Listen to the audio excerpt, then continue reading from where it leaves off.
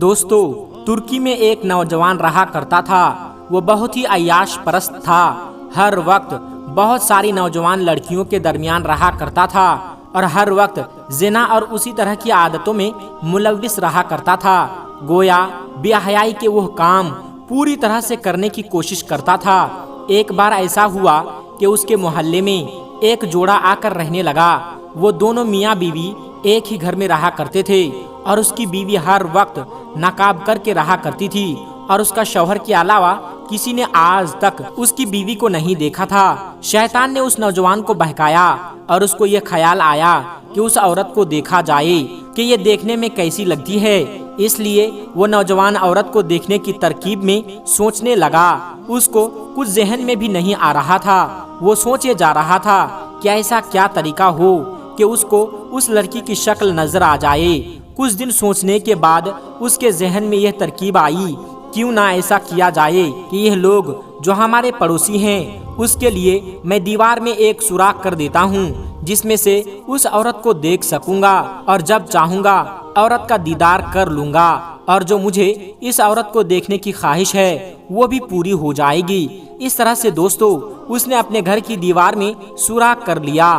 اس دیوار میں سوراخ کرنے کے بعد جب اس نے دوسری طرف دیکھا تو ہکا بکا رہ گیا، کیونکہ اس نے اتنی حسین عورت آج تک نہیں دیکھی تھی۔ وہ لڑکی واقعی اتنی حسین تھی کہ اس سے عشق کیا جاتا، لہٰذا اسے دیکھتے ہی اس پر دیوانہ ہو گیا اور اس کے ساتھ ملنے کی خواہش پوری کوشش کرنے لگا۔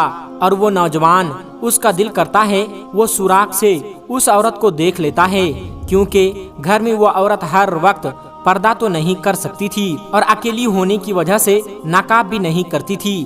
اس لیے وہ نوجوان اس کو دیکھ کر غلط حرکتیں بھی کرتا، عورت کو دیکھتا بھی رہتا تھا، کیونکہ اس کو دیکھ کر اس کے قریب جانے کے لیے بے چین ہو رہا تھا۔ اس لیے اس نے ایسا کیا کہ وہ فقیر بن کر اس عورت کے دروازے پر گیا اور جا کر دستک دی تو وہ عورت جو کہ اکیلی تھی، اس نے اندر سے پوچھا کون ہو؟ تو لڑکے نے کہا دروازہ کھولو۔ لڑکی نے کہا میں اکیلی ہوں اور میرا شوہر باہر گیا ہوا ہے، لہٰذا میں ابھی دروازہ نہیں کھول سکتی۔ نوجوان نے کہا میں فقیر ہوں اور کئی دن سے بھوکا ہوں اور میں نے کافی دن سے کچھ نہیں کھایا اور نہ ہی یہاں پر کوئی مجھے جاننے والا ہے، اس لیے تم ایسا کرو کہ مجھے کچھ کھانے کو دے دو اگر تمہارے پاس کچھ موجود ہے۔ تو اس لڑکی کو اس نوجوان پر ترس آ گیا اور وہ کچھ کھانا لے کر دروازے پر آئے اور دروازہ کھول کر اندر سے ہاتھ بڑھا کر وہ کھانا نوجوان کو دے دیا۔ نوجوان نے کھانا پکڑنے کے بجائے اس عورت کا ہاتھ پکڑ لیا۔ وہ عورت کہنے لگی کہ تم میرا ہاتھ چھوڑو، یہ تم کیا کر رہے ہو؟ میں نے تم پر ترس کھا کر رحم کھایا تھا اور تم میرے ساتھ کیا کر رہے ہو؟ وہ نوجوان ہنسنے لگا اور زور زور سے کہے لگانے لگا۔ لڑکی نے کہا کہ تم مجھے چھوڑ دو، میرا شوہر اگر مجھے ایسی حالت میں دیکھ لے گا یا اسے تمہاری اس حرکت کا پتہ چلے گا تو وہ مجھے بھی نہیں چھوڑے گا۔ اس لڑکے نے کہا کہ پھر تو یہ بہت ہی اچھا ہو جائے گا۔ لڑکی نے کہا کہ یہاں سے چلے جاؤ۔ اس نے دروازہ بند کر دیا اور باہر اس نوجوان کے ہنسنے کی آواز آنے لگی تھی۔ یہ کہہ کر کے اندر آئی اور اس نے نماز پڑھنا شروع کر دی۔ دیوار پر اس کی نظر پڑی تو اس کو سوراخ میں سے ایک آنکھ نظر آئی۔ وہ بہت پریشان ہوئی کہ یہ کون مرد ہے جو اس کو اس وقت دیکھ رہا ہے۔ اس کو بہت عجیب سا لگ رہا تھا کہ اس کو آج تک کسی غیر مرد نے نہیں دیکھا تھا، تو یہ کون ہے؟ تو وہ فقیر والے واقعے سے پہلے ہی پریشان ہو گئی تھی، اب اس کی آنکھ نے بھی اس کو مزید پریشان کر دیا تھا، لہٰذا اس نے سوچا کہ وہ اپنے شوہر کو اس بارے میں ضرور بتائے گی، کیونکہ اپنی عزت سے زیادہ کچھ بھی عزیز نہیں تھا۔ شام کو اس کا شوہر گھر آیا تو اس کو اپنی بیوی روتی ہوئی نظر آئی، تو اس نے کہا تمہیں کیا ہو گیا؟ تم صبح تو بالکل ٹھیک تھی، اب تم کیوں رو رہی ہو؟ لڑکی نے کہا کہ ایک فقیر آیا تھا، اس نے میرا ہاتھ پکڑ لیا تھا۔ لڑکی نے اس کو تمام قصہ سنا دیا۔ اس نوجوان کو بہت غصہ آیا۔ لڑکی نے کہا کہ ابھی تمہیں میں ایک اور بات بتاتی ہوں، لیکن تم وعدہ کرو کہ تم مجھ پر غصہ نہیں کرو گے۔ نوجوان نے کہا کہ تم مجھے پہلے ہی بہت غصے میں مبتلا کر چکے ہو، اور بتاؤ کیا بات ہے؟ لڑکی نے کہا مجھے شک ہے کہ اس دیوار سے بھی مجھے کوئی غیر محرم مرد دیکھتا ہے۔ لڑکا بہت پریشان ہو گیا۔ اس کی بیوی کے ساتھ کوئی نازیبا حرکت کرنا چاہتا تھا، اس کی عزت پر حملہ کرنا چاہتا تھا۔ وہ سوچنے لگا کہ یہ کون ہو سکتا ہے۔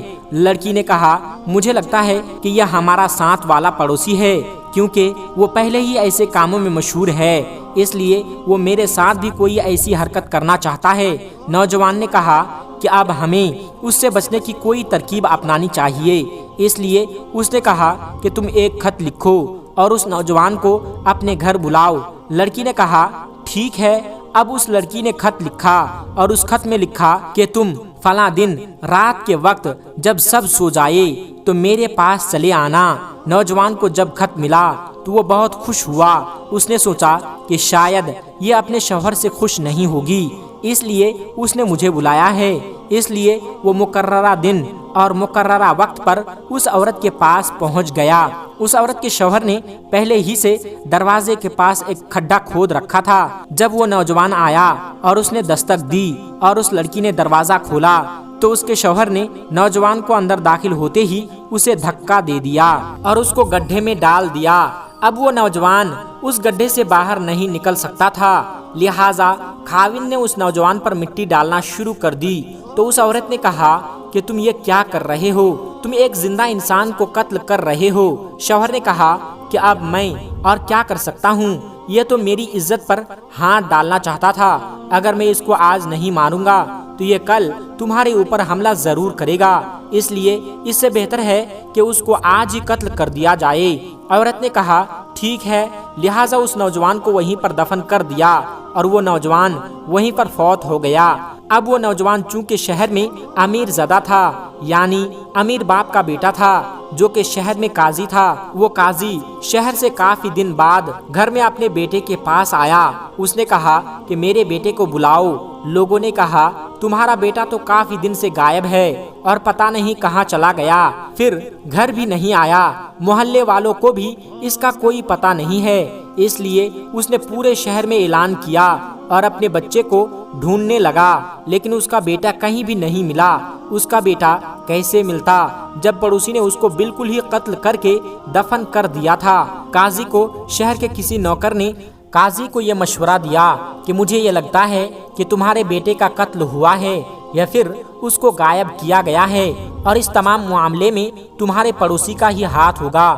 تو قاضی نے کہا کہ تمہیں ایسا کیوں لگتا ہے؟ تو نوکر نے کہا کہ میں تمہارے بیٹے کو ایک بار پڑوسی کے گھر میں جاتے ہوئے دیکھا تھا۔ قاضی نے کہا ٹھیک ہے، لیکن مجھے اس کا پتہ کیسے چلے گا؟ اس نے کہا میرے پاس ایک ترکیب ہے۔ قاضی نے پوچھا وہ کیا ہے؟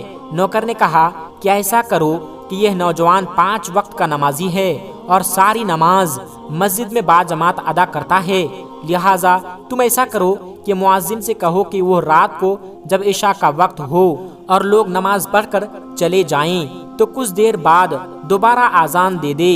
اذان سن کر نوجوان دوبارہ مسجد میں ضرور آئے گا اور پوچھے گا کہ یہ اذان کیوں دی گئی ہے، لہٰذا اس وقت وہ مسجد میں اس نوجوان سے سچ بات پوچھ لینا، یہ مسجد میں جھوٹ نہیں بولے گا۔ اس نے کہا یہ ترکیب تو بہت اچھی ہے۔ وہ مؤذن کے پاس گیا اور وہ کہا کہ آج تم ایسا کرو کہ عشاء کے بعد بھی ایک اور اذان دے دو۔ مؤذن نے کہا میں ایسا ہرگز نہیں کروں گا، یہ تو غلط کام ہے۔ تو اس نے کہا کہ میں تمہیں اس کام کے پیسے دے دوں گا۔ تو مؤذن پیسوں کی لالچ میں مان گیا۔ اس نے کہا ٹھیک ہے، میں یہ کام ضرور کروں گا۔